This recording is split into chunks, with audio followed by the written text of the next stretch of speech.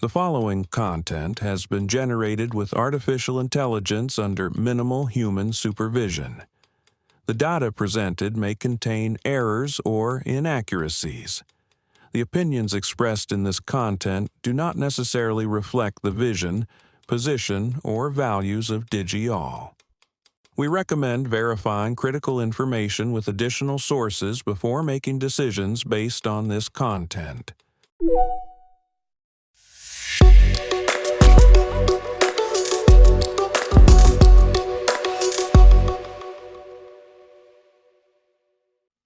Welcome to DigiAll Tech News. Today is Thursday, February 5th, 2026. I'm Kylie Brooks, and this is where technology becomes clear and engaging. OpenAI brings advertising to ChatGPT despite previous concerns about AI and ads. Intel makes a major GPU play by hiring a chief architect as it fights to stay relevant in AI. Meta's leaked Avocado AI model reportedly crushes Llama 4 with 100 times better efficiency. A comprehensive international AI safety report reveals both progress and concerning risks.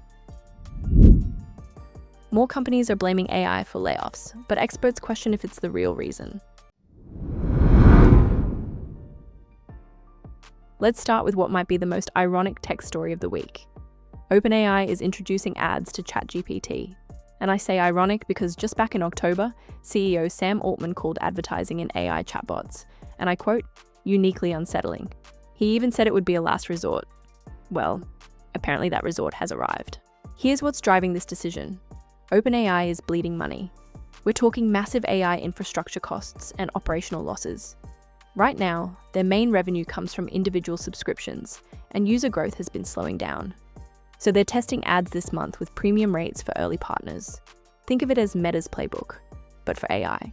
And speaking of Meta, about 20% of OpenAI's employees now have Meta backgrounds, according to LinkedIn data.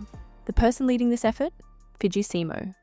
She joined OpenAI as CEO of applications back in May.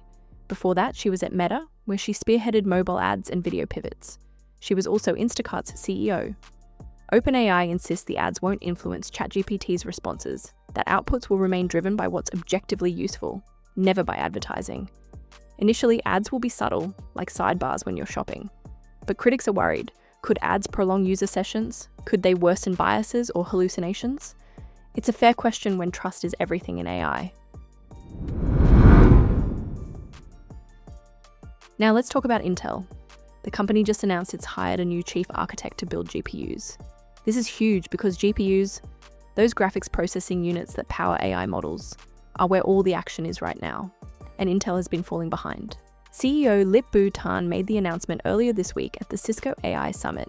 He said it took, quote, some persuasion to get this executive on board, but he didn't name who it is. The GPU market is dominated by Nvidia and AMD right now, and with AI infrastructure and data center demand absolutely surging, Intel needs to catch up fast. Their foundry business doesn't have an anchor customer yet, and is mainly producing chips for themselves. Investors have been optimistic, and the stock has rallied over the past year, but recent production snags and supply issues have cast a shadow. Tan also highlighted the memory chip shortage driven by AI data centers. He called AI the biggest challenge for memory, and here's the kicker. He expects no relief until 2028. That's a supply-demand imbalance that's pushing prices up and creating bottlenecks across the industry. Intel did receive investments from the US government, SoftBank, and even Nvidia last year, so they have backing. But can they turn that into competitive GPUs? That's the question everyone's asking. Over at Meta, we've got a leaked internal memo that's turning heads. The memo, written by product manager Megan Fu, reveals that Meta's next-generation AI model, codenamed Avocado, is significantly outperforming the Llama 4 series. And I'm talking 10 times more compute efficient on text tasks compared to Llama 4 Maverick, and over 100 times more efficient than Llama 4 Behemoth. Avocado was developed by Meta's Superintelligence Labs, which Mark Zuckerberg formed back in 2025. It's led by Alexander Wang, the founder of Scale AI. This isn't just an upgrade to Llama, it's a ground-up rebuild, and it's already completed pre-training.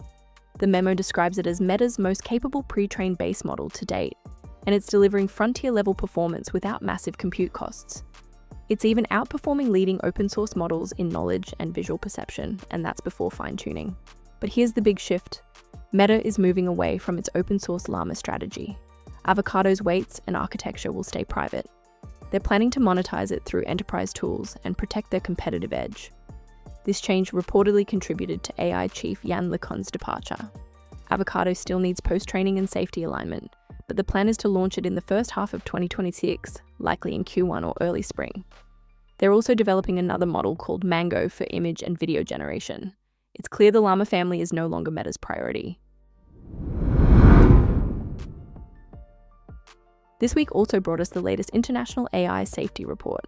It was commissioned at the 2023 Global AI Safety Summit and chaired by Yoshua Bengio, with advisors like Jeffrey Hinton and Darren Acemoglu.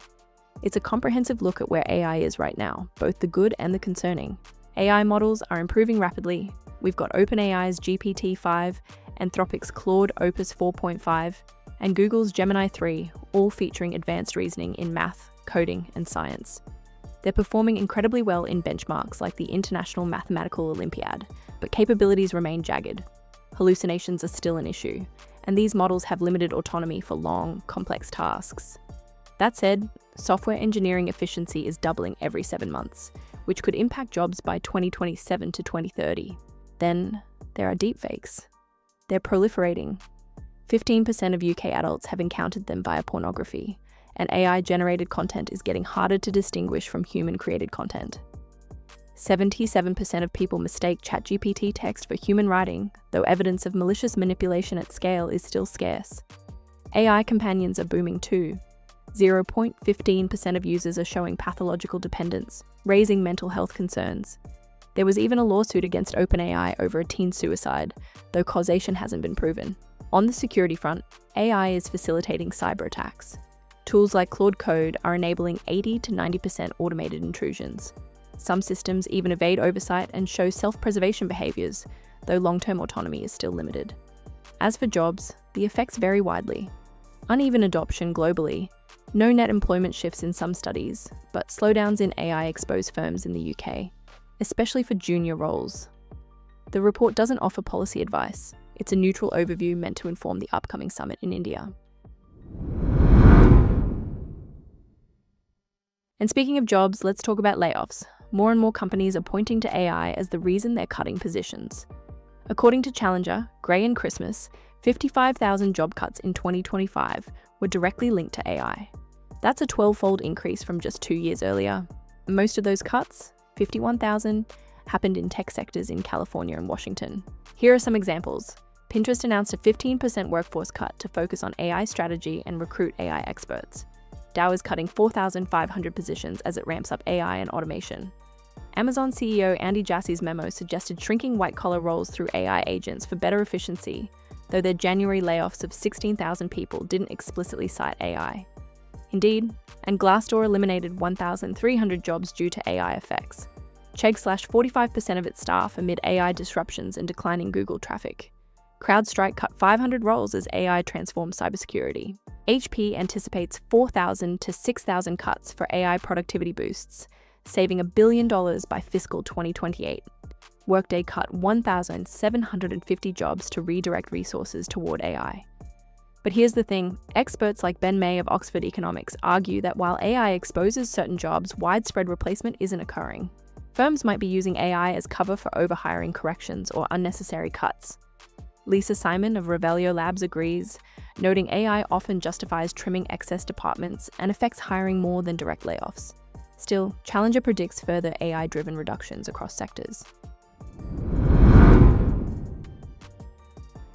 So that's where we are this week. OpenAI embracing ads despite past hesitations.